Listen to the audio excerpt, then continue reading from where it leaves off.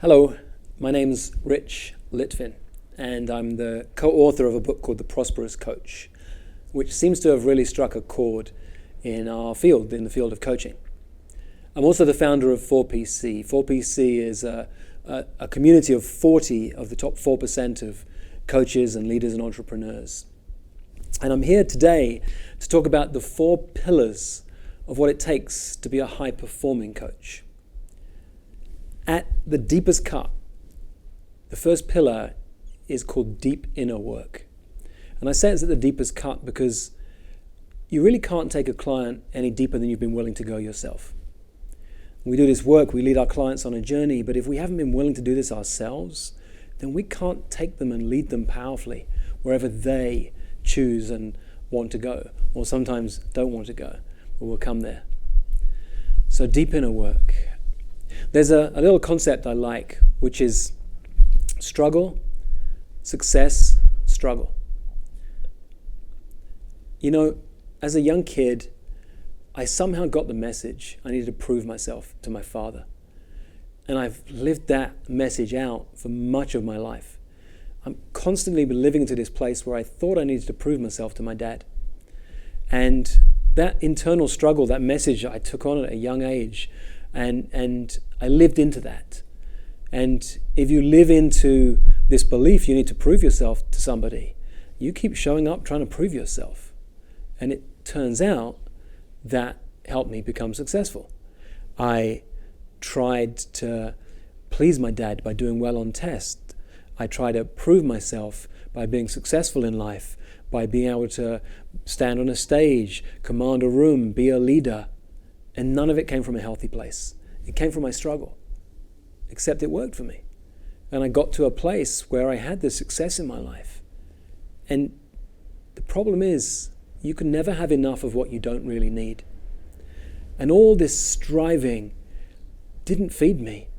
You know, I'd be successful, and I'd give myself about 25 seconds to celebrate something I'd achieved, something I'd accomplished. And then I'd look at it like how I could have done it better, how I could have improved it, or could have done it in a different way. Really, I just never gave myself a chance to really receive and acknowledge myself. Because you can't do that if you're trying to prove yourself to somebody else.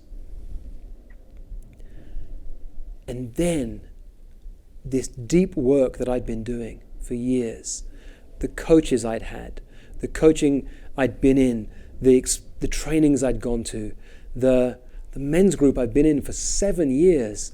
I'm in a group with 7 other powerful men, from literally a rocket scientist to a man who's raising $1 billion notes to eradicate poverty in sub-Saharan Africa, to a man who has a wolf sanctuary, and a man who trains billionaires and millionaires in philanthropy. These are guys who see through my bullshit, who call me out when I might impress others and see through it. And so I can't say I've learned, I'm learning that the gifts I had that took me to the level of accomplishments that I was achieving weren't what I needed. I learned that I didn't need to prove myself to my dad. And when my dad passed away 18 months ago, I got that message in a really bittersweet way when I just heard so much from people who know us, how proud he was of me. And it shook me to the core. I've been trying to prove myself my whole life. So struggle to success, to struggle on the other side of it. And then there's that place, if you're willing to do the deep inner work, you know, this is my story. There'll be a different one for you. And when you get to that place, and that's what I invite you to do right now, the challenge I have for you, the challenge I want to leave you with is, what is the struggle inside of you that's helped you to achieve in the way you have? And what part of that, success and struggle, are you ready or willing, or it's just time to let go of? What's the struggle that's led you to the success you have today and is holding you back from what's truly possible? Just a snapshot of some of the deep inner work I've done. I wrote an article recently called Mastery, and the subtitle was How to Be an Overnight Success as a Coach in 46 Years. This is a lifetime commitment. in a few days' time, we'll send you another video. This one is on the second pillar of what it takes to be a high-performing coach. It's called fearless coaching.